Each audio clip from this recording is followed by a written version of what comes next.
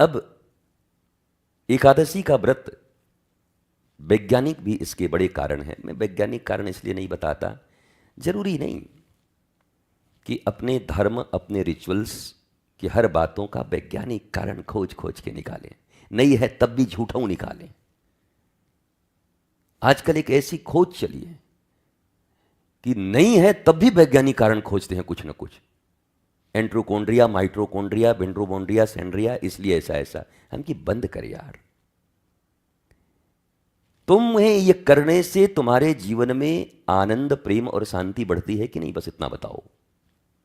बढ़ती है तो इससे बड़ा प्रमाण क्या होगा, इससे बड़ा साइंस क्या होगा। प्रमाण, साइंस किसको बोलते हैं? विज्ञान। चीजें प्रमाणित हो जाए, इसको थोड़ा और ठीक करो। ऐसा खोलते हो, रोज रोज खोलते हो, लेकिन ज्ञान नहीं हुआ अभी तक खोलने का ठीक से। हाँ, अब ठीक दिख रहा है। आए लप से ऐसा खोल दिया बस।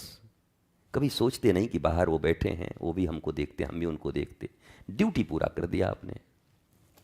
ये ड्यूटी वालों से देश बर्बाद है, परिवार बर्बाद है, बेचारे खुद बर्बाद हैं। मजदूर मत बनो, साधक बनो। मजदूरों से, मजदूर बुरे नहीं है, मजदूर सबसे अच्छे हैं, बेचारे मजदूरी करें, पेट भात कमाएं। उनको क्या इंद्रियां और क्या ये से क्या उनको लेना देना है। कोई जाकर उनको भी सिखावे कि इधर आओ, एक मन और 10 इंद्रियां। बोलेंगे बाबा जी निकलिएगा कि हम बतावें भी एक मन और 10 इंद्री। यहाँ सुबह से शाम तक काम करते करते 300 रुपया मिला है, ये एक मन और 10 इंद्री हमको समझाने आए हैं। ये सारा इंद्रिय आपका हम बिगाड़ देंगे, तो उनको कौन समझाएगा अभी? वो तो अभी देह के भरण में कर्मवशात और असमानता के कारण देह भरण में ही पूरा जीवन चला जाता है। वो कहां से इंद्रिय, मन, बुद्धि, चित्त, अहंकार और आत्मा का चिंतन करेंगे? परंतु जिनके पेट भरे भराए हैं, मोटा मोटी हम लोग जैसे लोग, रोटी कपड़ा और मकान हमें मिला हुआ है, मिल ही जाता है कहीं ना कहीं ढूंढ ढांड के।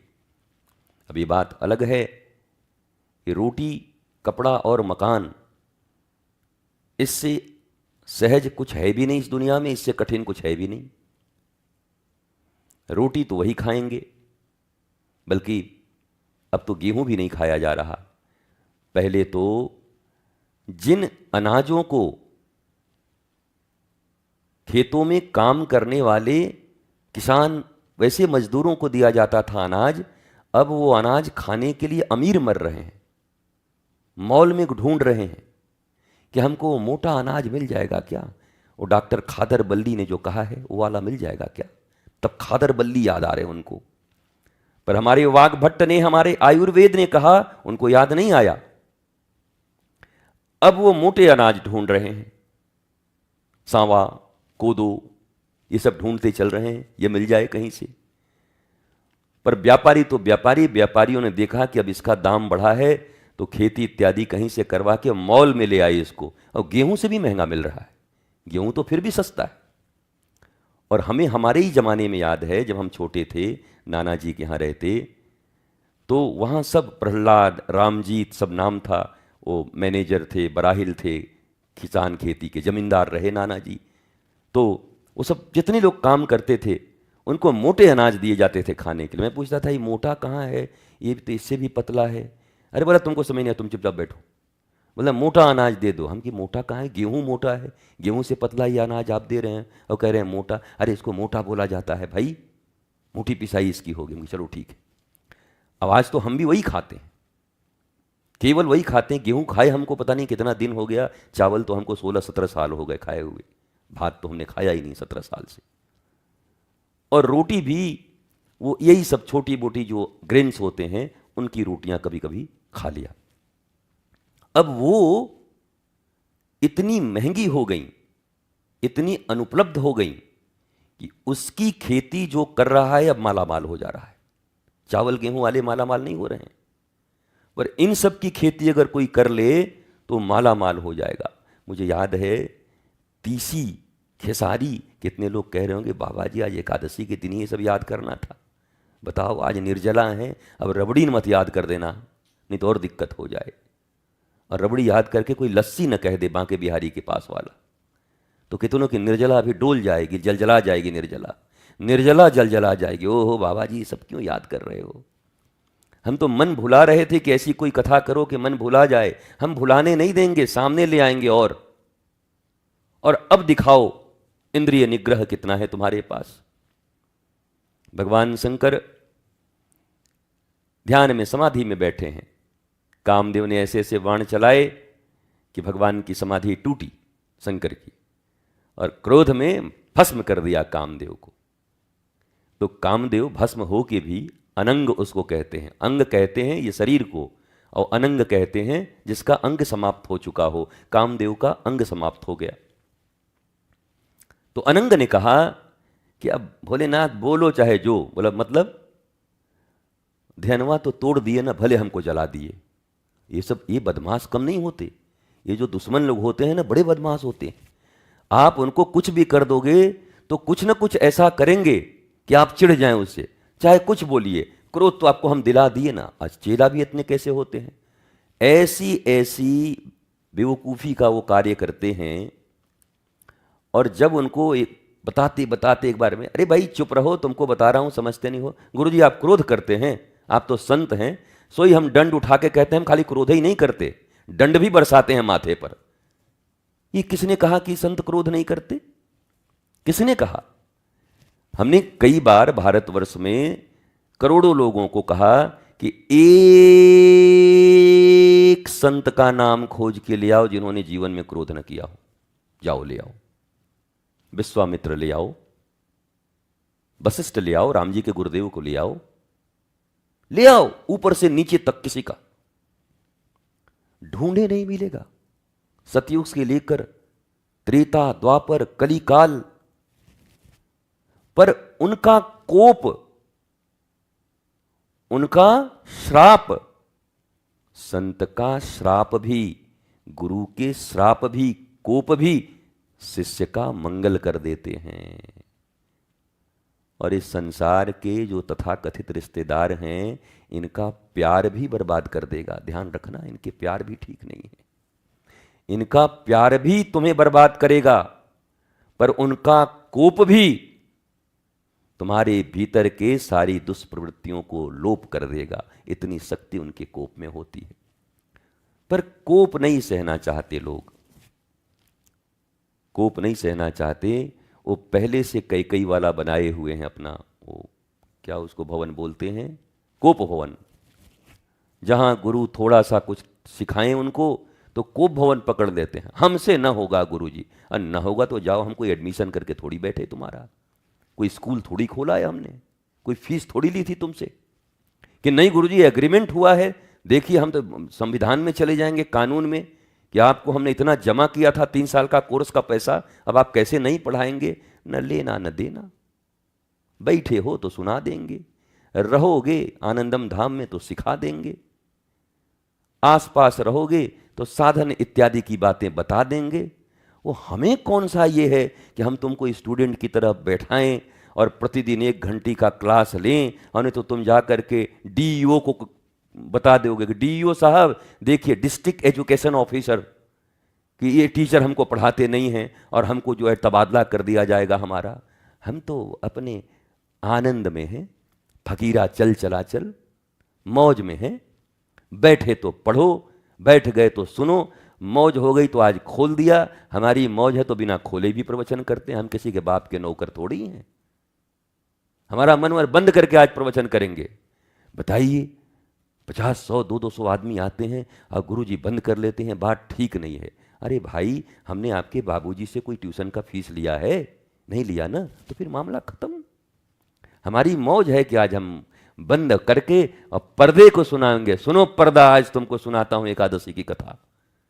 सुनो भाई बल्ब, इतने दिन से मेरी सेवा कर रहे हो, छाता नुमा टंगे हुए वैसे दो, आज तुमको सुनाता हूं। ये हमारी मौज, हमारी मर्जी। माइक को कहते हैं तू सबको हमारी आवाज सुनाता है, आज मैं तुझे सुनाता हूं, सुन। ये हमारी मौज। जब जड़ चेतन सब में भगवान है, कण कण में भगवान है, जीवंत और मुर्दा नहीं, कण कण में भगवान है, तो सब में भगवान है। और यही नियम है सत्संग का। कभी किसी दिन संत न मिले, ऋषि न मिले, कोई सत्संगी न मिले तो क्या करें? बोला हमारे गुरुदेव तो जब एक दिन कोई नहीं मिला तो दरवाजा के साथ सत्संग कर रहे थे। दरवाजा है ना, एक बार डांटे भी थे दरवाजा को, एक बार प्यार भी किए थे। एक दिन कोई नहीं मिला तो दरवाजा के पास खड़े हुए, सुन भाई दरजा, आज आओ एक सत्संग करी। दरवाजा को सत्संग सुना रहे थे और दरवाजा भी मानो एकदम फड़फड़ा रहा था कि वाह गुरुजी आनंद आ गया, अब मैं अच्छे से बंद होऊंगा, खोलूंगा, चरमराऊंगा नहीं। दरवाजा तक ठीक हो गया। ये आदमी रोज चरमरा रहा है, इसको कितना भी सत्संग सुनाओ 2 ही घंटा में चरमराने लगता है, चरर मर मर मर मर करने लगता है। पर वो भी निर्जीव नहीं, हर जगह परमात्मा, हर जगह उनका अंश है। इसलिए ये तो संतों की मौज है।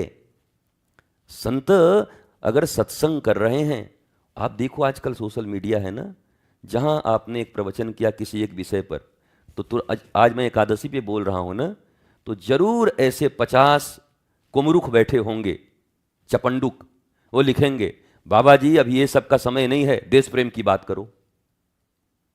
अच्छा, जिस दिन मैं राष्ट्र प्रेम पर बात करूंगा कि राष्ट्र को बचाना है, उस दिन कहेंगे संतों का काम ये सब राजनीति नहीं है, आप जरा धर्म पर बोलिए। ये कौन लोग हैं?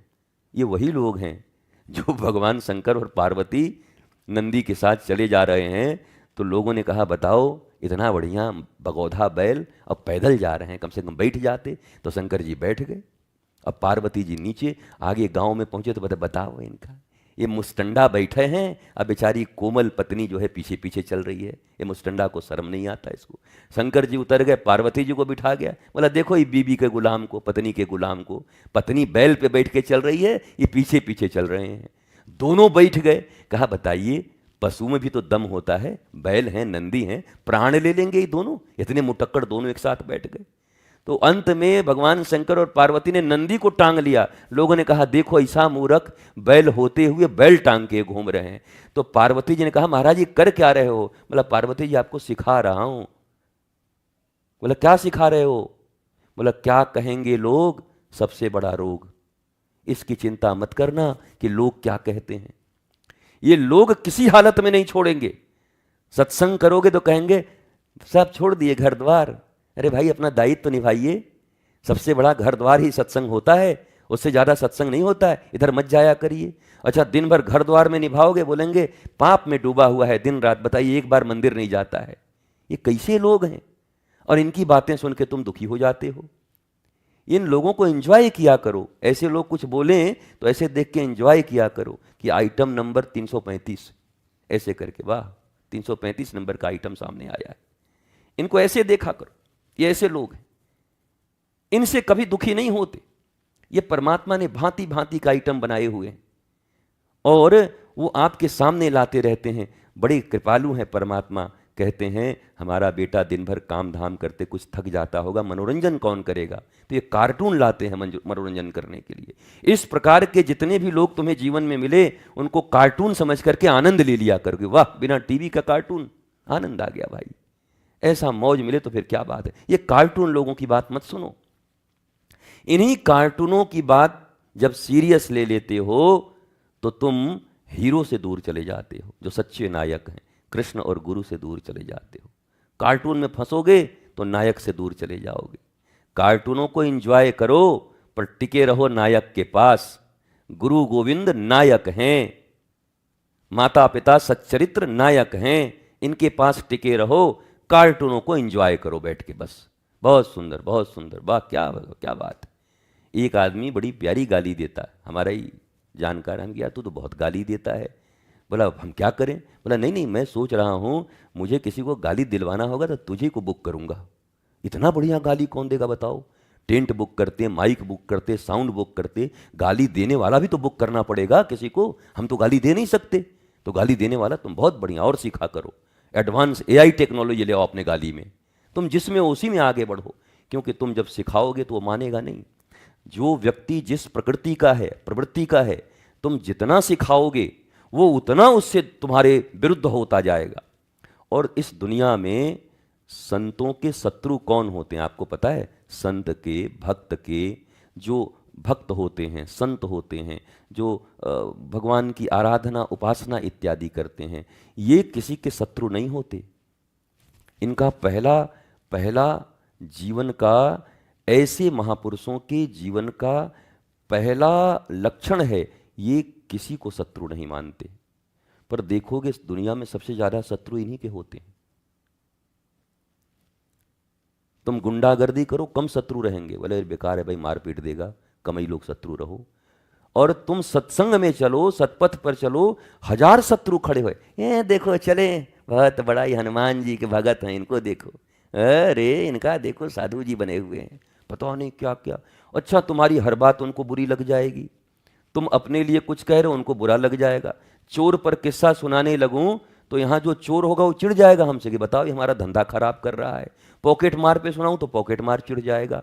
अच्छा, मन में कुछ और मुख में कुछ और, ऐसी बात कहूं तो जो ऐसा है वैसे करता है, हमारे ऊपर ही कह रहे हैं, खुद कैसे हैं, अरे हम तो तुमको जानते भी नहीं, कभी मिले भी नहीं, और हम तुम्हारी प्रकृति भी ठीक से नहीं जानते, तुम क्या कर रहे हो। हम तो इन जनरल जो धर्म की बातें हैं, जो आध्यात्म की बातें हैं, जिसे शाश्वत सत्य कहते हैं, जो सब पर लागू होता है, वो बातें संत कहते हैं। लेकिन जो व्यक्ति जैसा होता है चिढ़ जाता है उस पर। ये बड़ा आजकल जो है ना, ये आजकल नकली मिलावट के खिलाफ में बोल रहा है, तो दुनिया के जितने मिलावटखोर होंगे सब आपके विरुद्ध पड़ जाएंगे। रुको रुको, बाबा जी का इंतजाम करने दो, ये बड़ा आजकल मिलावट के विरुद्ध बोल रहा है। अच्छा, तुम देश के पक्ष में बोलो तो देश के जो विरोध में है कहेंगे पहले इसका इलाज करो, नहीं तो ये बहुत आदमी को जगा देगा। अगर तुम भगवत पथ पर चलने के लिए वो करो कि नशा मत करना, तो ये जितने दारू गांजा बेचने वाले हैं और हेरोइन इत्यादि बेचने वाले हैं कहते हैं पहले इसको ठिकाना लगाओ, नहीं तो ये धंधा मंदा करवा देगा। इसको बहुत लोग सुन रहे हैं, और अगर ये कहीं लोगों को ठीक कर दिया तो हमारा शराब कौन पिएगा। तो अब तुम बताओ कि इनके शत्रु, क्या वो शत्रु मान रहे हैं उनको शत्रु नहीं मान रहे हैं, ये शत्रु बना रहे हैं, क्योंकि उनके कुकर्मों में इनकी वाणी से उनके कुकर्म छूट जाएंगे और लोग बच जाएंगे। लेकिन उनको ये मंजूर नहीं है, उनको ये मंजूर है। हमको एक आदमी महाराज मशीन वो लगाया था, वो MRI क्या क्या होता है, बोला गुरुजी इसका उद्घाटन कर दीजिए, ऐसा करिए कि भीड़ लगा रहे। हम कि भैया मैं उद्घाटन कर रहा हूं, राधा रानी से प्रार्थना कर रहा हूं कि नया है, इसका सिल पैक न खुले, कोई बीमार ही ना हो महाराज कि तुम्हारे पास आने की जरूरत पड़े। हम ये मनाएं कि इतने लोग बीमार पड़े कि तुम्हारे पास आए, बताओ। अब MRI वाला बोले बेकार है, इनको हमने गुरु बना लिया, उसने गुरु बदल दिया, बोला ठीक आदमी नहीं है। पकड़ लिया एक तांत्रिक कहीं से जा करके, वो आकर के ओम बिच्चई चामुंडाई करके लाल पीला करके किया, बोला खूब चलेगा, चिंता मत करो।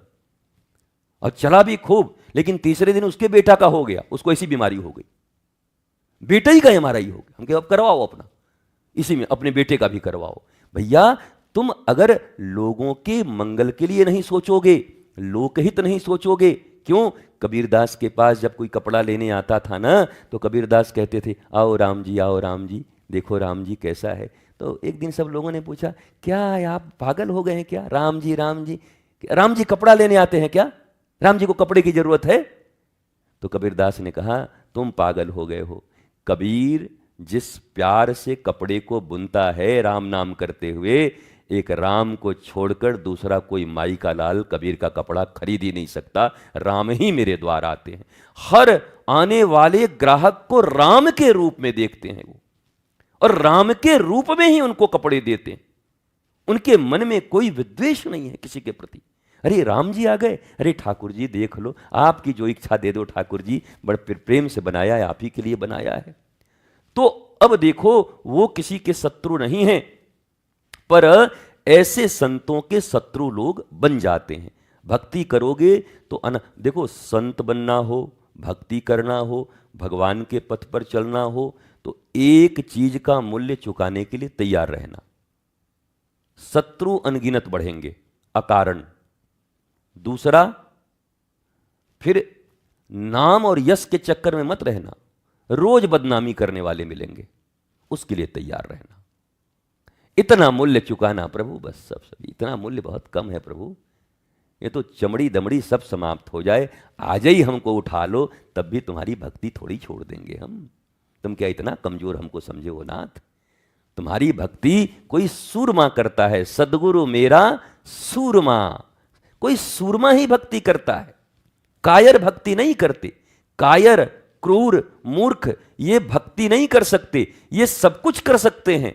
शक्ति के लिए लड़ सकते हैं, झूठी शक्ति का उपार्जन कर सकते हैं, महाबली बनने का प्रयास कर सकते हैं, बाहुबली बनने का प्रयास कर सकते हैं, धनबली बनने का प्रयास कर सकते हैं, लेकिन भक्ति का प्रयास नहीं कर सकते। ये आत्मवान होने का प्रयास नहीं कर सकते। क्यों? क्योंकि ये कायर हैं, उसमें बड़ी बल लगता है।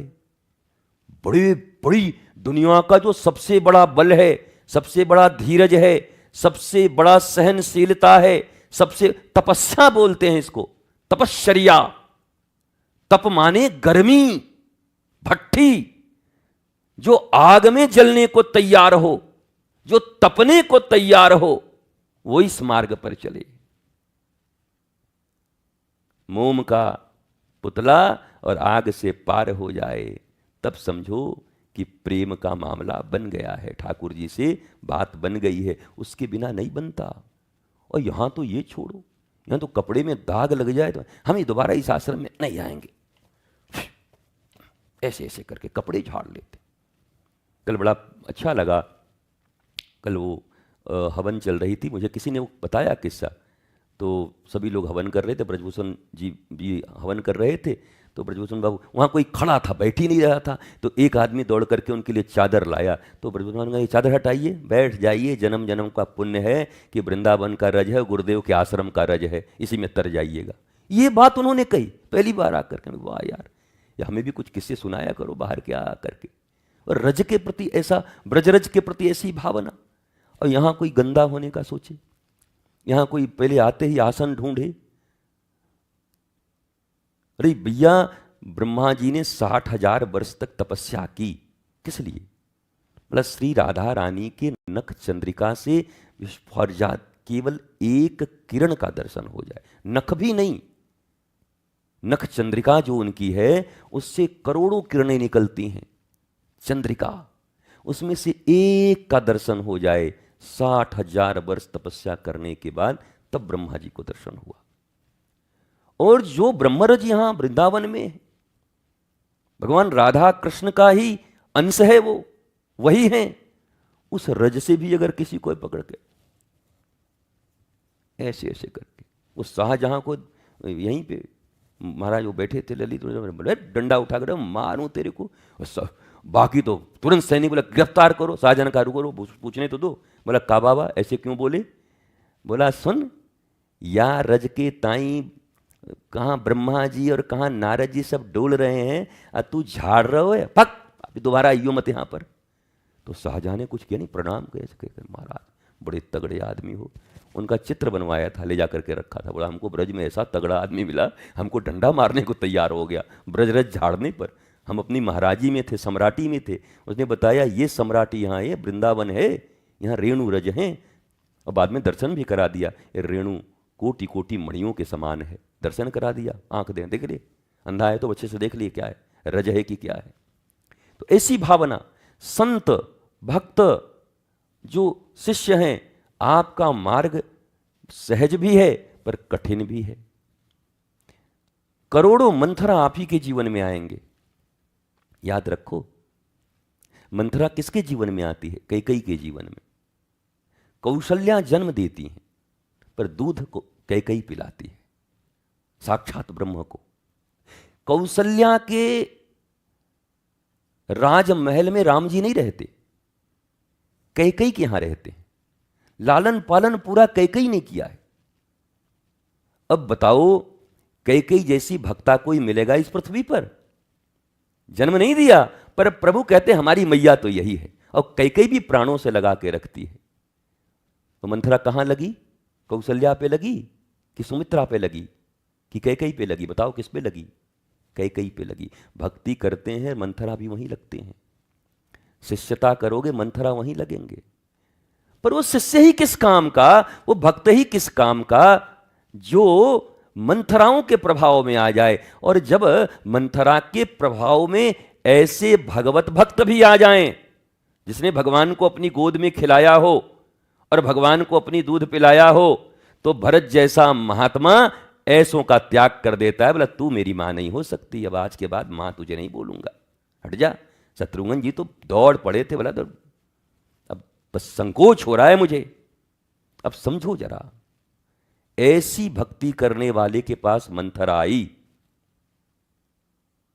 और रामचरितमानस में और राम कथा में भरत जी को महात्मा बोला गया है। भरत जी कौन है? महात्मा। भरत का प्रयोग हर जगह महात्मा, भरत सरीखा महात्मा इस जगत में कोई नहीं हुआ।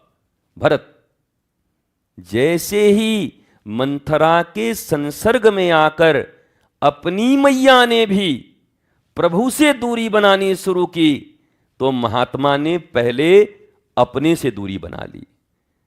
क्या गैर यहां अपनों तक के साए भी न आने पाते हैं। ये लाइन यहीं पर फिट होती है। गैरों की तो बात छोड़ो। भरत जी ने कहा, अरे माता कहना तो छोड़, आज के बाद मैं तेरी परछाई को भी नहीं छूऊंगा। शत्रुघ्न और भरत जी ने कहा, तेरी परछाई भी नहीं छूऊंगा। तो क्या गैर यहां अपनों तक के साए भी न आने पाते हैं। तेरे साये को भी नहीं छूऊंगा, क्योंकि तू मंथरा के संसर्ग में आ गई है। तूने प्रभु के प्रति विरोध का भावना उत्पन्न किया है। संतों के लाडले, संतों के इष्ट के प्रति तूने विरोध भावना उत्पन्न किया है। अच्छा, विरोध भावना किसके लिए उत्पन्न किया है? संतई के लिए, अपने बेटे के लिए, कि बेटा गद्दी पर बैठ जाए। पर एक बात बताओ, किसी संत को आप प्रसन्न कर सकते हो यह कह के कि तुम भगवान का विरोध करो? हैं? जरा बताना। कैकेयी चाहती है कि भगवान का विरोध करो, मैं तो सिर्फ तुमको मानती हूं। संत कहते हैं, अरे भगवान तो मेरे प्राणाधार हैं, तू भगवान से विरोध करने को कहती है? तो कमाल है। संत को भगवंत से और भगवंत को संत से कभी कोई अलग नहीं कर सकता। भक्त को भगवान से और भगवान को भक्त से कोई अलग नहीं कर सकता। जो अलग हुआ वो भक्त नहीं, विभक्त पहले से ही था। ध्यान रखो। जो कहता है हम इतने दिन थे, हमने इतना सेवा किया, हम ये किए, हमने क्या नहीं किया, तुम भक्त नहीं थे। तुम मानते थे कि तुम भक्त हो, पर तुम्हारे मानने से क्या होगा? अपने ही दुनिया में आप सब पढ़े लिखे हैं, हाथ उठाओ तो, मतलब मैकोले की शिक्षा व्यवस्था में कुछ तो पढ़े होगे, पहली क्लास दूसरी क्लास तक पढ़े हो ना सब? हाँ, तो सब पढ़े होगे। तो अपना कॉपी लिख के अपना ही जांच करते थे कि मास्टर साहब करते थे? हैं? अब कोई कहे हम ही लिखे हैं, हम ही जांच करके 100 में 100 नंबर लेंगे। अब बताओ, ऐसा मिला तुमको कोई आज तक? लिखा हमने, परीक्षक ने जांच की, तुम अपने ही मन से अपना गुणगान किए जा रहे हो, अपने ही मन से अपना चारों तरफ है, पीछे बैठ के हंस रहे हो।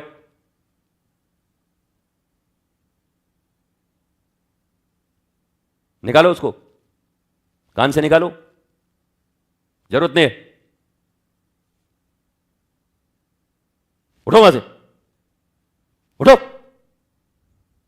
गेट आउट, बाहर जाओ, बाहर बाहर निकलो, बाहर, उधर उधर उधर से बाहर जाओ, चलो, दोबारा प्रवेश मत करना आश्रम में, चलो बाहर निकलो।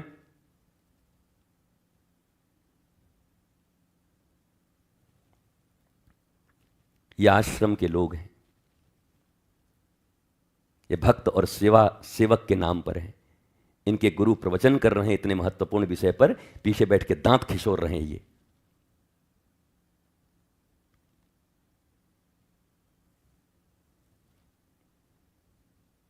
उनका बोरी अब इस तरह आज बंधवा देना, सीधा जहां का है वहां वापस जाएगा आज ही।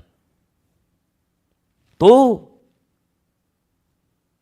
भगवंत संत और संत और भगवंत, भक्त और भगवान। और मैं कह रहा था, अपनी कॉपी अपनी ही जांच नहीं करते, परीक्षक जांच करता है। पर हम अपनी कॉपी अपनी ही जांच कर रहे हैं।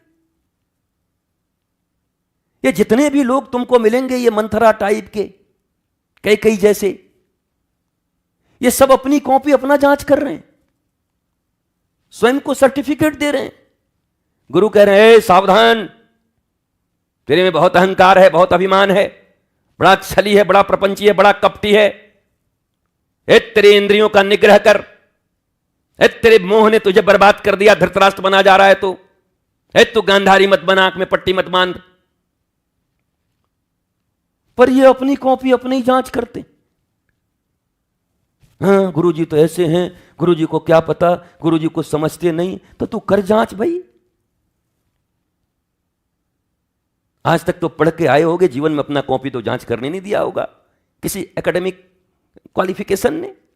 वहां नहीं बोल पाए, वहां तुम्हारी फुरफुरी नहीं चली, वहां तुम्हारे मुंह में जाब लग गए थे, जिप लग गए थे।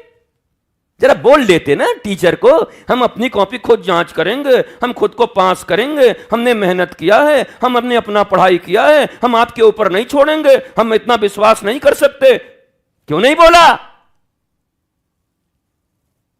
बोलो। अब कचौड़ी मार का मुंह बना के बैठ गए, ढको ढोकला की तरह। इसका जवाब नहीं है आपके पास। तो जब ने आपने शिष्यता ग्रहण की, संत की शरण में आए, गुरुदेव की शरण में आए, और अब आपको उनके विधानों के अनुरूप साधन भजन को अपनाना होगा। परीक्षक वो हैं, परीक्षा वो लेंगे, नंबर भी वो देंगे। यहां तो परीक्षा भी नहीं देना और नंबर भी अपने आप को दे देना। हम तो फर्स्ट डिवीजन से पास थे, हमारे साथ साजिश हो गया। अब बताओ गुरु क्यों साजिश करने जाए, जिसको न धन से मतलब तुम्हारे, न तुम्हारे दौलत से मतलब, न तुम्हारी शोहरत से मतलब, वो क्यों तुम्हारे लिए कोई षड्यंत्र करने, उसको क्या मतलब है? तुम आओ ना आओ, तुम रहो न रहो। मुझसे पहले कितने शायर आए और आकर चले गए, तुमसे पहले कितने आए, कितने आकर चले गए। पर हर व्यक्ति जीवन में जिसने अपनी कॉपी खुद जांचने का प्रयत्न किया, वो कभी भी धर्म पथ पर नहीं चला, वो कभी भी साधना पथ पर नहीं चला, वो कभी भी भक्तों की श्रेणी तो छोड़ो, भक्ति के मार्ग पर भी नहीं, द्वार में भी प्रवेश नहीं कर सका। पर ऐसे ही लोग हैं। इसलिए तुम्हारे भीतर भी जो फेसबुक पर देख रहे हो तुम सब, और जो बैठे हो वो सब, तुम्हारे भीतर भी अगर ऐसी भावनाएं हैं तो इसका धीरे धीरे परित्याग करो, गुरुदेव के शरण में रो। हे गुरुदेव, मेरे भीतर भी ऐसी ही कलुषित भावना है, मैं भी अपनी कॉपी खुद ही जांचता हूं और मैं गिरा जा रहा हूं, बर्बाद हुआ जा रहा हूं। और तब जब तुम्हारे भीतर प्रायश्चित्त की भावना आएगी, प्रायश्चित्त, तब जाकर के तुम्हारा उद्धार होगा। प्रायश्चित्त करना नहीं चाहते। हमें याद है, हम लोग अपने आश्रम में रहते गुरुजी के यहाँ, भूल से खाना तो छोड़ दो, प्याज लहसुन अंडा कहीं छू गया तो 3 दिन के व्रत करने पड़ते थे। सो हम लोग इतने कॉशस हो गए थे, इतना ज़्यादा सावधान हो गए थे कि मजाल है कि प्याज लहसुन हमारे आसपास से गुजर जाए, हम गुजर जाएं, या अंडा फंडा कुछ नहीं। अच्छा, पूरी दुनिया घूमते थे हम लोग, ऐसा नहीं कि घर में बंद है, हाँ हमको छूना मत, हाँ हम निकलेंगे नहीं। अरे राम राम, हमसे ज़्यादा कौन घूमा है इस पृथ्वी पर, तुम क्या घूमोगे? पर हमें नहीं मिलता। क्यों? Where there is will there is way. किसी अंग्रेजी ने भी अच्छा ही बात कह दिया है, अंग्रेजी में कहा है हमारे वेदों में ही, कि जहां चाह वहां राह। दृढ़ इच्छा शक्ति भगवान श्री कृष्ण कह रहे हैं, दृढ़ प्रतिज्ञ होना, स्थित प्रतिज्ञ होना गीता में कह रहे हैं। तो स्थित प्रज्ञता चाहिए। यह होने से चाहे कुछ हो, मन का काम है, मन में इमोशन है ना, इमोशन क्या है, वो अप डाउन होता है, उसका काम है भावना का हिलाना डुलाना, पर इमोशन पर कंट्रोल रखना होता है। अच्छा, इंसुलिन ज्यादा बढ़ जाए तो क्या होगा, और घट जाए तो क्या होगा? अच्छा, हेमोग्लोबिन ज्यादा बढ़ जाए, किसी का 150 आने लगे तो क्या होगा, और किसी का 4 आने लगे तो क्या होगा, 3। अच्छा, प्रोटीन ज्यादा आ जाए तो क्या होगा, और कम आएगा तो क्या होगा? न ज्यादा न कम, बैलेंस चाहिए। जितनी मात्रा है उतनी ही मात्रा चाहिए। अगर कम ज्यादा हुआ तो मामला बिगड़ जाएगा। इसलिए यह नियंत्रण अपने ऊपर करना है जीवन में। इसी को बोलते हैं आत्मनियंत्रण। आत्मनियंत्रण की विधि। आत्मनियंत्रण कैसे होता है? जब हम अपने इंद्रियों पर नियंत्रण करते हैं, विचारों मतलब मन पे नियंत्रण करते हैं, धीरे धीरे करते हैं। कैसे नियंत्रण करते हैं? अब उसी का उपाय जो बताते हैं वही गुरु हैं, वही संत हैं, ऋषि हैं। कहने हे इंद्रियों पे नियंत्रण करो। अब कैसे करें? एक आदमी आया 18 साल का, उसको गाड़ी में बिठा दिए, हे ब्रेक पर नियंत्रण करना, एक्सीलेटर ऐसे दबाना, ये ऐसे करना, लेके बढ़ जाओ। मरी जाएगा आगे लेके बढ़ जाएगा तो धक्का मार देगा। पहले उस्ताद बैठते हैं बगल में, सिखाते हैं ये ब्रेक, ये एक्सीलेटर, ये गियर ऐसे करेंगे, ये साइड मिरर देखोगे, इस पर ऐसे मारोगे, खबरदार अचानक ब्रेक मत मारना, और एक्सीलेटर पर ऐसे मत करना, चलो धीरे धीरे चला के दिखाओ, धीरे धीरे चला के दिखाओ, धीरे धीरे चला के दिखाओ, धीरे धीरे चला के दिखाओ। और फिर धीरे धीरे एक दिन एक्सपर्ट ड्राइवर बन जाता है। तो गुरु वही उस्ताद हैं। अच्छा, कोई ठान के बैठा है तुम कितनों सिखाओ हम सीखने वाले नहीं हैं, तो क्या करेगा उस्ताद? एक को दाना आगे नहीं बढ़ा पाएगा वो। तो शिष्य भी उतना ही स्थित प्रज्ञ होना चाहिए कि मुझे सीखना है। मन के विरुद्ध हो, मन के अनुकूल हो, प्रतिकूल हो, सब कुछ प्रतिकूल हो, मुझे सीखना है। ये सीखना पड़ता है। सुबह उठ करके 4 बजे सुबह किसी को पढ़ना अच्छा लगता होगा, पर दांत खटाखट करके हम लोग याद करते थे, याद है अभी तक। वो सुबह 4 बजे उठा दिया जाता था एकदम, ए उठो। और शाम को रात्रि 9 बजे तक वो लालटेन, कहाँ वो ढिबरी पहले थी, ऐसे उसमें भुक भुक भुक भुक जले। बाद में तो बदमाशी भी हम लोगों ने शुरू कर दिया था, तेल ही गिरा देते थे। किसी दिन नीचे से बत्ती काट देते थे, जो ढिबरी होती ना लैंप की बत्ती, नीचे से गोल ऊपर खाली है, जलाया पिताजी ने। अब पढ़ना शुरू किया, कुछ देर में भक, पिताजी कैसे बुझ गया? क्या हुआ? देख रहे हैं बत्ती गायब। बत्ती गायब तो सुबह कान पकड़ के बत्ती बना देते, बोला हमको पता नहीं है कि बत्ती कहाँ गया, कहाँ ले गया बत्ती, बताओ। हम क्या, हम तो कुछ नहीं जानते। अच्छा तुम कुछ नहीं जानते? बत्ती उड़ गया, बत्ती चली गई। पर किसको अच्छा लगता था? नहीं लगता था। पर पढ़ा, पढ़ाई की, अच्छे से किया। तो वैसे ही साधना भी तो वही है ना। साधना में भी उठेंगे अपने मन से, सोएंगे अपने मन से, खाएंगे अपना मन का, घूमेंगे अपने मन से, संगति करेंगे लंपटों के साथ, और उसके बाद कहेंगे हम साधना करेंगे, उसके बाद कहेंगे मनुष्य बनेंगे, उसके बाद कहेंगे हमारे आत्मा पर नियंत्रण होगा, उसके बाद कहेंगे हमें डिप्रेशन नहीं होगा। महा डिप्रेसिव होगे तुम, दुनिया में सबसे ज्यादा डिप्रेशन तुमको होगा, सारे रोग तुमको होंगे, तुम्हारी जिंदगी में कभी भी सुकून नहीं आ सकता, शांति नहीं आ सकती, अगर इन चीजों पर तुमने नियंत्रण नहीं किया। तुम कोई गुरु की नौकरी नहीं कर रहे हो, तुम कोई गुरु के ऊपर उपकार नहीं कर रहे हो, तुम कोई शास्त्रों के ऊपर उपकार नहीं कर रहे हो, तुम कोई संतों के ऊपर उपकार नहीं कर रहे हो, तुम कोई आश्रमों के ऊपर उपकार नहीं कर रहे हो। आश्रम तुम्हारे ऊपर उपकार कर रहा है, संत तुम्हारे ऊपर उपकार कर रहे हैं, गुरु तुम्हारे ऊपर उपकार कर रहे हैं, तुम उपकार करने नहीं आए। इस बात का सदा ध्यान रखो, क्योंकि आश्रम पैसे कमाने की जगह नहीं है। वो स्कूल नहीं है कि यहां 10,000 एडमिशन लेकर के और छात्रों के ऊपर ही पूरा भविष्य है। इस बार एडमिशन अच्छे से हो जाता। इस बार हम अमिताभ बच्चन से प्रचार करवा रहे हैं कि एडमिशन ज़्यादा हो जाए। अमिताभ बच्चन क्या प्रचार करेंगे एडमिशन के बारे में? अमिताभ बच्चन प्रचार करेंगे तो पेप्सी पिलवाएंगे, पेप्सी पिलवाएंगे तो अंतड़ी सड़ जाएगी तुम्हारी। पर चलो तो हम करवाते हैं, वो लोग से तीनों जो हैं बीमल गुटखा वाले से करवाते हैं, तो बीमल गुटखा सिखा देंगे। वो क्या प्रचार करेंगे फिर? ये क्या प्रचार करेंगे? तो तुम्हारे प्रचार किए क्या कोई आश्रम चलेगा, कोई धर्म चलेगा, कोई संत चलेंगे, कोई गुरु चलेंगे, कोई पद्धति चलेगी, कोई आत्मज्ञान चलेगा? तुम व्यवस्थाओं को संभाल सकते हो। आपने घर देख लिया, उसने द्वार देख लिया, उसने गेस्ट हाउस देख लिया, उसने पूजन का ये देख लिया, पर तुम आश्रम के नियंता नहीं हो, निमित्त हो। तुम्हें सेवा का अवसर मिला है, क्यों? अपने को शुद्ध करने के लिए। वॉशिंग मशीन में कपड़ा घूमता है, अब कपड़े में अगर जान होती तो उसको अच्छा लगता? बताओ। अगर हम लोगों के लिए ऐसा मशीन बन जाए स्नान के लिए कि डाल दें एक ही साथ मशीन में बाप बेटा सबको, अब दबा दें खूब बड़ा, अब घर ऊपर से डेढ़ डंडा बुर रहे, ऊपर नीचे ऊपर नहीं, उसके बाद निचोड़ा वहीं पर, कैसा लगता बताओ? हम बनाने वाले हैं कैसा मशीन, आदमी धोने वाला। डाल दो उसी में आदमी को, घुर्र से धो करके निकाल दिया आदमी को निचोड़ करके। तुमको अच्छा लगता? नहीं लगता। निचोड़ दिया जाता, तुमको धो दिया जाता तब। तो यहां साधना करनी पड़ती है। और याद रखो, तुम्हारा मन कहता है ये व्यक्ति अच्छा है, पर गुरु ने कह दिया सावधान।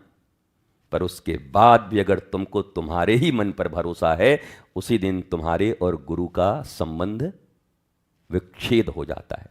तोड़ने की जरूरत नहीं पड़ती। ये मत समझना तोड़ना है, टूट गया उसी दिन। ये नहीं कि टूटेगा, अब नाराज होंगे, अब 6 महीना से हम देख रहे थे, अब हम जा रहे हैं। पहले दिन उसी दिन संबंध विच्छेद हो गया, जिस दिन गुरु ने कहा ये संग त्याग देना बेटा, उचित नहीं है तेरी साधना के लिए। और तुम्हारे संग जारी रहे, बस वहीं विच्छेद हो गया। शिष्यता च्युत हो गई, गुरुता वहां से मुड़ गई, खत्म काम। उसके बाद तुम कुछ भी बोलो, कुछ भी कहो, भारी मार कबीर को कि चित्त से दिया उतार। कबीर कहते हैं कि किसी से लड़ाई झगड़ा नहीं करते, किसी को कुछ कहते नहीं, किसी से उलाहना नहीं देते। उलाहना दोगे शत्रु बन जाएंगे लोग। चित्त से उतार दो उनको। चित्त माने ध्यान का स्थान जहां है, जिनके लिए मंगल प्रार्थना करते थे, वहां से उनको डिलीट कर दो। वो मैसेज होता है ना व्हाट्सएप वाला, डिलीट, वो तो रिट्रीव हो जाता है, यहां रिट्रीव भी नहीं होगा। यहां कोई ऐसा कारण नहीं है। कबीर कह रहे हैं कि फिर दोबारा रिट्रीव नहीं होगे। क्यों? क्या प्रेम नहीं, 2.5 अक्षर नहीं भाई, वो टूटे पे भी ना जुरे, जुरे गांठ पड़ी जाए। रही मन धागा प्रेम का, मत तोड़ो चटकाए। टूटे पे भी ना जुरे, जुरे गांठ पड़ी जाए। रही मां जुरे गांठ पड़ी जाए। वो धागा फिर जुड़ेगा पर गांठ पड़ जाएगा। और गुरु और शिष्य के रिश्ते में गांठ तो पड़ता ही नहीं, गुरु तो चित्त से उतार ही देता है। तुम गांठ बांधते रहो, फिर वो तुम्हारा मन रखने के लिए भले बोलना ठीक है ठीक है ठीक है, चल ठीक है, बढ़िया बढ़िया, okay okay okay, done done done, चल आगे बढ़। पर गांठ अगर तुमने दे दिया तो गांठ पड़ गए, अब वो मिट नहीं सकते। इसलिए सावधान। यह राह, यह डगर बहुत कठिन है, बहुत कठिन है डगर पनघट की। जिस पनघट पे पी करके रसऊ वही स होना है, इसकी डगर बहुत कठिन है। इसलिए वो लोग जो जीवन में गुरु ग्रहण की सोचने वाले हैं, उनके लिए एक सीख है।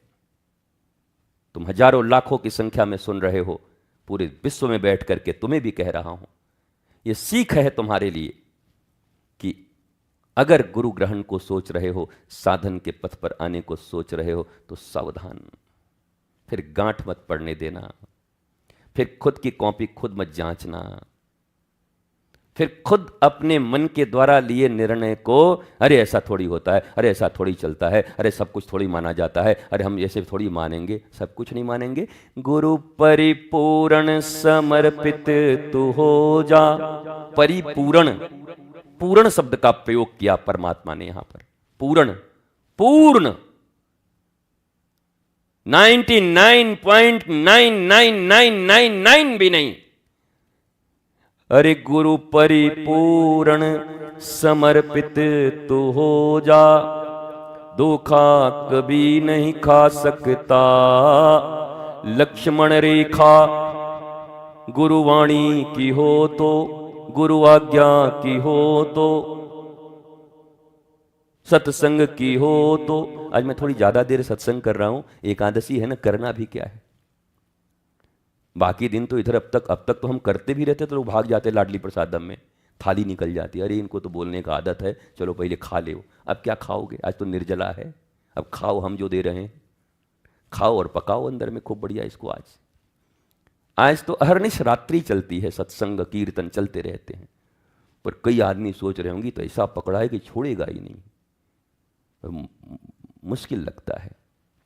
अच्छा, दुनिया में तुम सिर्फ सबसे ज्यादा जिसको प्यार करते हो, लाइक करते हो, वो तुमको थोड़ा ज्यादा मिल जाए तो तुमको क्या खराब लगता है?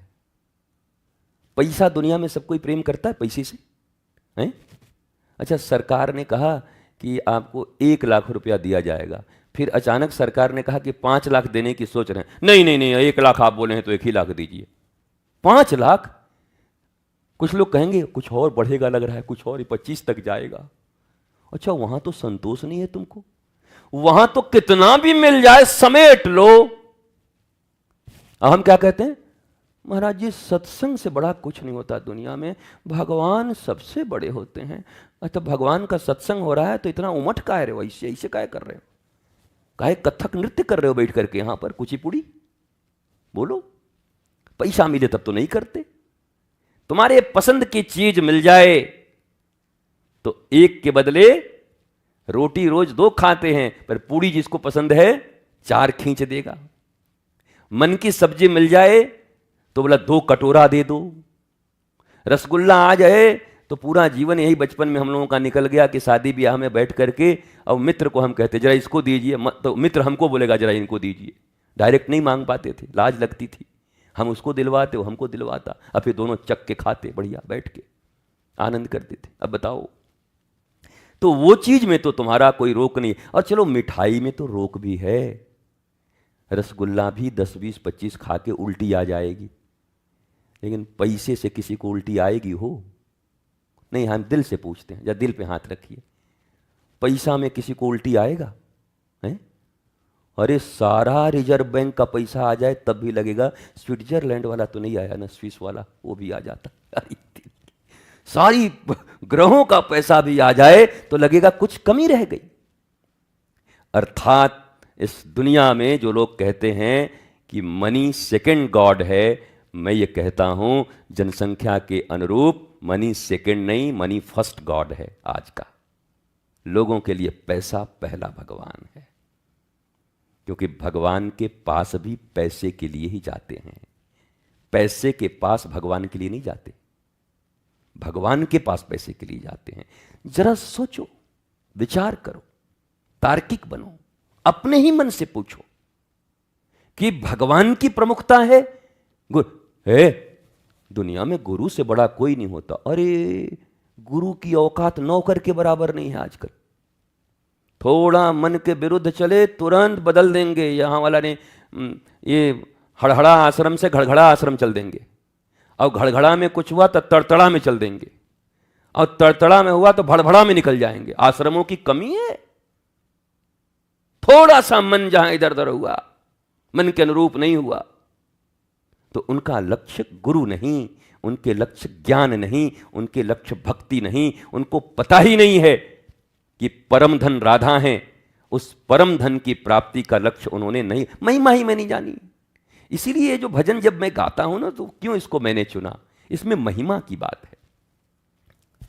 अगर महिमा जान गए होते राधा रानी की, भगवान की, पैसे की महिमा बच्चा बच्चा जानता है तो पूरी दुनिया पैसे के लिए भ्रष्टाचार कर रहा है। ये जितने विश्व में युद्ध हो रहे हैं, ये सब पैसे के कारण हो रहे हैं। हथियार बनता है, हथियार बेचने के कारण युद्ध होते हैं।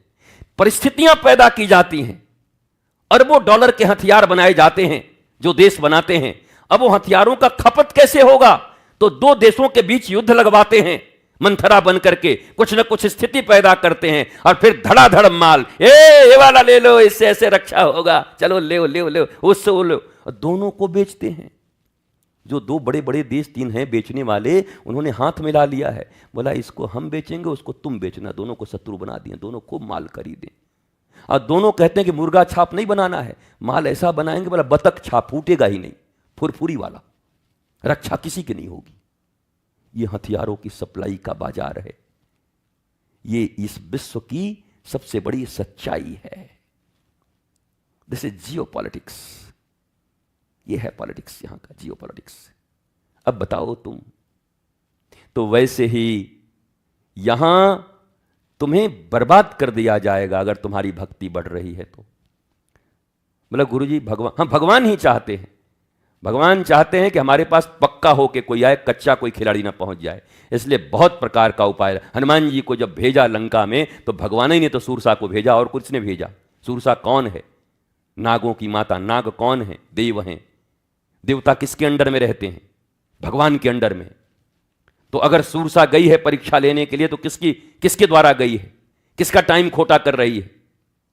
अब मैं यही प्रश्न करता हूं, अगर मैं किसी शिष्य को कहीं भेजूं, कोई गुरु अपने शिष्य को किसी काम में भेजे और उसमें जान का खतरा हो और शिष्य जान लगा दे उस काम को करने पर, और वहीं बीच में कोई बाधा खड़ा कर दे, गुरु ही खड़ा कर दे कि जरा देखूं तो कि इसमें योग्यता है भी या नहीं, इसको ये पार कर पाता है कि नहीं, तो पार करने की तो बात छोड़ो, अगर कहीं से उसको पता चल गया कि तो गुरुजी जी खड़ा किए थे, तो वहीं से गुरुजी के ऊपर राइफल तान के आ जाएगा, महाराज जी हम आपके लिए अपना जान खतरे में डाले थे, आप हमारे पीछे पड़े हैं, पहले आप ही को निपटाएंगे। आइए, तो हमको भी डर लगा जब रामायण पढ़ रहे थे पहली बार के हनुमान जी लौट ना आवे, बोला ठाकुर जी पहले आप ही को देखते हैं अब।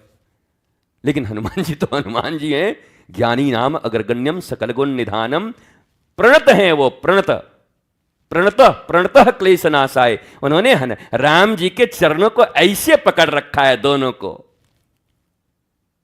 और कहा कि ठाकुर जी हमको आप मत पकड़िएगा। बोला क्यों?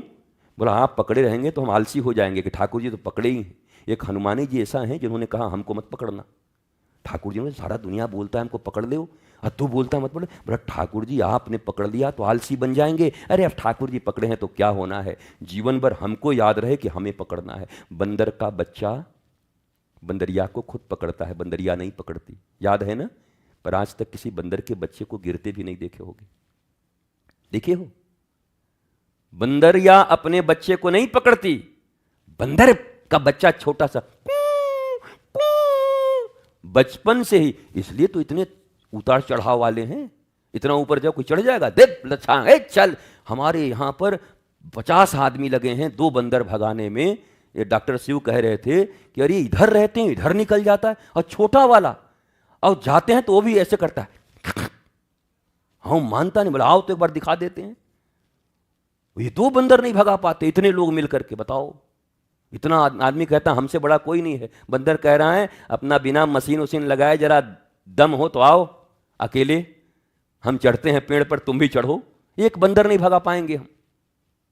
अब बताओ, बंदर एक नहीं भगा, क्योंकि बंदर को बचपन से पकड़ के अपनी मां को पकड़ने का अभ्यास है। उससे एक डाल नहीं छूटती, एक रस्सी नहीं छूटती। अरे बिजली के तार पे चल जाता है महाराज, देख करके मामला बना लेता है वो। तो ऐसे ही शिष्य को गुरु के भरोसे केवल मत रहो। बहुत लोग हैं हम तो गुरु जी के भरोसा पर हैं, इसीलिए तो अभरोसा लाल हो गए हो नाम तुम्हारा, घतकोचड़ लाल नाम हो गया है। तुम भी तो कुछ करो, 2 कदम हम भी चलें, 2 कदम तुम भी चलो। ना ही गुरु जी आप गुरु हैं, 4 कदम आप ही चल दीजिए ना, हमारे मुंह में घी डाल दीजिए ला करके। तुम क्या करोगे? तुम कुछ नहीं करोगे, जीवन भर ऐसे ही रह जाओगे। इसलिए तुम्हें भी चलना होगा, और तुम्हें ही ज्यादा चलना होगा, और तुम्हें ही दृष्टि रखनी होगी। मैं नहीं छोड़ूंगा नाथ। हनुमान जी ने कहा प्रभु कितना भी उल्टा पलटा परीक्षा ले, हम छोड़ने वाले नहीं हैं। ठाकुर जी ने कहा अब जाओ। तो ठाकुर जी ने क्या किया? जब कोई अपने स्वामी पर, अपने भगवान पर, अपने गुरु पर इतना विश्वास रखता हो कि अरे आपके ही काम में जा रहा था और आपने ही बाधा खड़ा कर दिया, पर विश्वास ऐसा है प्रभु हमको प्रवीण बना रहे होंगे, प्रभु हमको और निपुण बना रहे हैं, हमको पता है हमारी परीक्षा लेकर के। और फिर क्या किया ठाकुर जी ने? गरल सुधा रिपु करहि मिताई, गोपद सिंधु अनल सितलाई। एक तरफ तो देवताओं की मां को विरुद्ध खड़ा कर दिया, और दूसरी तरफ जो लंका के रक्षा के लिए खड़ी थी लंकिनी, उससे आशीर्वाद दिलवा दिया। प्रविश नगर की जय सब काजा, हृदय राखी कौशलपुर राजा। बोला हम राक्षसी से भी आशीर्वाद दिलवा देंगे। अगर हम पर विश्वास रहा, अगर तुम्हारा विश्वास नहीं टूटा, अटल अविचल रहा, तो तुम्हारे विरुद्ध में असुर भी खड़े होंगे, तो असुर भी तुमको आशीर्वाद देते नजर आएंगे। और अगर विश्वास नहीं है तो देवता की मां भी खड़ी हो जाएगी विरोध करने के लिए। तो विश्वास की पहली परीक्षा ले रहे थे ठाकुर, जो उसमें निकल तो गया है हनुमान। कनक भूधराकार शरीरा, ये शरीरा वो शरीरा, ये टरीरा वो परीरा। बरा जरा देखूं तो लंका जैसी जगह पे जा रहा है, दुर्गम जगह पे जा रहा है, टिकेगा कि नहीं टिकेगा, पता नहीं क्या होगा कैसे होगा। वहां रावण इतने मायावी लोग हैं। बोला इधर ही पूरा परिपक्व कर दूंगा हनुमान जी को। दम तो इनके पास बहुत है, पर थोड़ा ज्ञान की भी परीक्षा हो जाए कि ऐसा कोई इमोशनल कंडीशन आ गया तब क्या करेंगे। नहीं पता चला लंका में जाके कोई इमोशनल सिचुएशन आ जाता तो वहीं कहते राम जी ऐसे कर दिए, मैंने राम जी के लिए अपना जीवन दांव पर लगा दिया, और राम जी रघुनाथ ईंट से ईंट बजा दूंगा, आइए रावण हाथ मिलाइए। वहीं रावण से हाथ मिला लेते, हनुमान जी रावण से हाथ मिला लेते। भगवान ने कहा जरा देखो इमोशनल भी ब्लैकमेल होता है कि नहीं। ये टुच्चे लोग, दो कौड़ी के लोग, इमोशनली इनको कोई ब्लैकमेल कर दे, जो अपने आप को शिष्य कहते हैं, अपने आप को साधक कहते हैं, इनको इमोशनली अपने घर के लोग ब्लैकमेल कर दें, बाहर का टुच्चा कोई कर दे, तो इनका सारा भक्ति समाप्त, इनके सारे विश्वास समाप्त। उसके बाद भी ये भक्त होने का दावा करते हैं, उसके बाद भी ये शिष्य होने का दावा करते हैं। वो हनुमान जी ने वो अंतिम इमोशनल परीक्षा ली थी भगवान ने कि इमोशनली जाके कहीं मत फंस जाना, और इमोशनली फंसाने वाला है रावण। रावण जैसा साइकोलॉजिकल ब्रेन किसी के पास नहीं है, वो जान जाएगा कि ये खतरनाक है तो फंसाएगा पक्का, और फंसा के कुछ ना कुछ करेगा। और कोई और होता तो मामला बनी जाता, पर ठाकुर जी तो ऐसे ही हैं। ठाकुर जी तो दांव ही लगाते हैं। अरे जिसके बाप को ठाकुर जी ने मारा, अंगद के पिता को, बाली को मारा, उन पर दांव लगा दिया कि तुम जाओ रावण के पास, अंतिम वार्ता करके आओ। और वहीं पर हमारे तुम्हारे जैसा आनंदम धाम का आदमी होता तो उधर ही हाथ मिला करके आनंदम धाम पे बम गिरवा देता, खत्म करवा देता यहां पर उन पर भी भरोसा किया प्रभु ने, जाओ अंगद तुम जाओ। पर देखो ठाकुर जी का प्रेम तो है ही, पर अंगद का विश्वास देखो। रावण ने कहा अरे रे रे, सुने कि पिताजी का ऐसा वैसा हो गया। अरे तो कैसा कुल कलंकी है रे, जिसने बाप को मारा तो उसकी तरफ से आया है। कितना देख, मेरे को तो तेरे बाप ने मारा भी, दबाया भी, फिर भी मैं आज भी उनकी पूजा करता। क्या महान संत थे। ओहो बाली जी, ओहो हम तो चचा कहते थे उनको। ऐसे लोग बड़ा बाप चचा सब कह देते हैं। और कह करके और उनको बहुत बरगलाया। अंगद जी ने कहा बेटा हमको तू बरगलाएगा, हमारे बाप ने कांख में रखा था, हम तुझे पाँव में रखेंगे। तू हाँ बाप, देखो बाप से बेटा एडवांस होता है, बाप का एडवांस वर्जन बेटा है ना। मतलब बाप ने हाथ लगाया, हम तो हाथों नहीं समझते लगाने लायक, पहले टांग ही रखते हैं, पहले तो इसको पकड़, तो टांग लगा दिया वहां पर, पहले चरण पकड़ मेरी तू। बाप तो हाथ लगाया, तू हमारा चरण पकड़, चरण लगा हाथ में। अंगद जी एडवांस हैं। इमोशनल ब्लैकमेल करता रावण, पर समझते हैं अंगद प्रभु मेरे रक्षक हैं, रघुनाथ मेरे रक्षक हैं। ये रावण, ये अत्याचारी दुराचारी, ये किसी का नहीं है। ये आज नाटक कर रहा है, ये मुझे बरगला रहा है, मेरे बाप के प्रति भाव दिखा रहा है कि तुम्हारे बाप के प्रति बड़ा गलत हुआ। पर अंगद जी, पर हम तो ऐसे, हम तुम्हारे बच्चों के लिए कोई थोड़ा बरगला दे, तुम्हारे बाप के लिए बरगला दे, तुम्हारे रिश्तेदार के लिए बरगला दे, तुम्हारे पैसे के लिए बरगला दे, तुम्हारे स्वतंत्रता के लिए बरगला दे। तुम तो बरगले के लिए बैठे ही हुए हो, कोई बरगलाएगा क्या? तुम तो ढूंढ रहे हो कोई बरगलाओ रे, कोई तो बरगलाओ रे। आजकल कोई नहीं आ रहा, कोई तो बरगलाओ मुझे। ये बरगला ढूंढ रहे हैं, ये बरगले अधजले बरगले घूम रहे हैं ये। पर सोचो जरा हनुमान जी के विषय में और नारद जी के विषय में, ओ अंगद जी के विषय में, जिन पर प्रभु ने इतना बड़ा दांव लगाया। कहीं नहीं, न बल से न छल से कोई तुमको न जीत पाए। छलियों में महाछली बना के भेजा हनुमान जी को, बोला तुम्हारे साथ कोई छल करेगा तो तुम महाछली बन जाना। तो यहां भी लोग छली बनते हैं, पर गुरु के लिए बन रहे हैं, गुरु कोई छल रहे हैं। अरे छलो उन दुर्जनों को जाकर के जहां श्री कृष्ण ने सिखाया है कि छल के बदले छल से, कोई छल करे तो छल से मरवाया, कर्ण को मरवाया, भीष्म पितामह के सामने शिखंडी खड़ा करवाया, गुरु द्रोण को झूठ बोल के मरवाया। बोला ये सब छली लोग हैं, विधर्मी लोग, इनको छल करके मारो। धर्म के पक्ष में खड़े होकर के, ईश्वर के पक्ष में खड़े होकर के, गुरु के पक्ष में खड़े होकर के छल नहीं करते, दो कौड़ी के अपने वृत्तियों के लिए छल करते हो, वो भी परमात्मा और गुरु से। उसके बाद भी अपने मंगल की आकांक्षा रखते हो कि मेरा मंगल होगा। नहीं हो सकता, अमंगल जरूर होगा तुम्हारा, मंगल नहीं हो सकता, क्योंकि तुम मंगल भवन अमंगल हारी की शरण में नहीं हो, तुम अमंगल भवन में हो। और जो मंगल करने वाले हैं उनको तो तुम अपने से दूर कर रहे हो, मंगल करने वाले को दूर और अमंगल करने वाले के गले मिले चल रहे हैं ये लोग, और ये कहेंगे हमारा मंगल हो जाएगा। How is it possible? तो यही है एकादशी, निर्जला एकादशी। ये ज्वार भाटा से भी इसका बड़ा महत्व है। चंद्रमा और पृथ्वी की दूरियां कम होती हैं, फिर थोड़ी बढ़ती हैं, उसी से समुद्र में ज्वार भाटा आता है। और मनुष्य का शरीर 80%, 70% से ज़्यादा जल से बना हुआ है।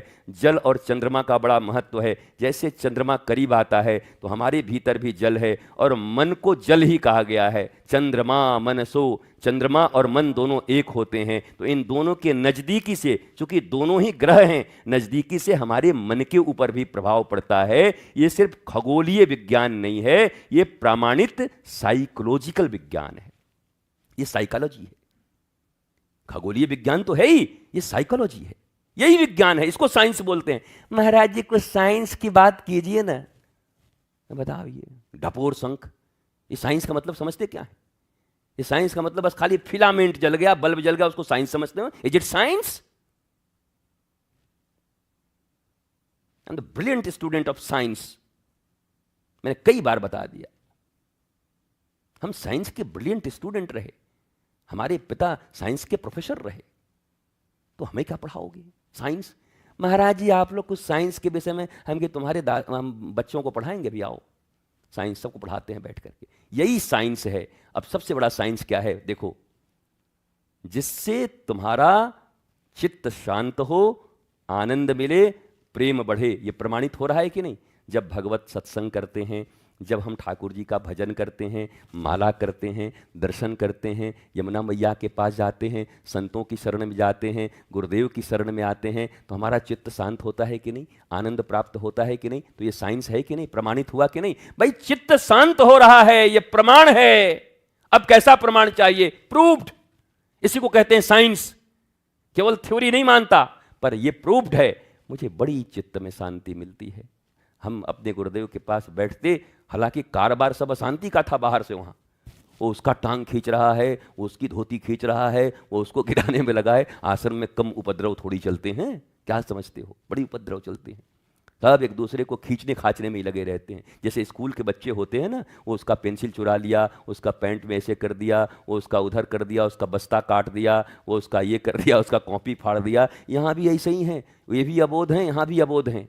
ये भी आत्मज्ञानी तो है नहीं, ये भी कुछ न कुछ, ये गुरुजी के ज़्यादा नज़दीक जा रहा है, ऐसा कैंची मारेंगे ना कि उलट जाएगा। अरे मूर्ख, तू प्रयास कर, जिंदगी बड़ी छोटी है, एक एक सांस की कीमत है। इन्हीं सांसों के रहते हुए तुम्हें आत्मा, परमात्मा और गुरु के करीब जाना है। और एक दिन अप्पो दीपो भव हो करके स्वयं जलते हुए प्रदीप दीपक बन करके अपना, अपने घर परिवार और उस पूरे संस्कार के अंधकार को तुम्हें मिटाना है। इसके लिए तुम परिवर्तन करो, इसके लिए परिश्रम करो। क्यों किसी का टांग खींच रहे हो? क्यों किसी को नीचे गिराने में लगे हो? क्यों किसी के ऊपर कैंची मारने में लगे हो? क्यों अपना सोच रहे हो कि हम टीम बना करके किसी को जीत लेंगे? हारोगे।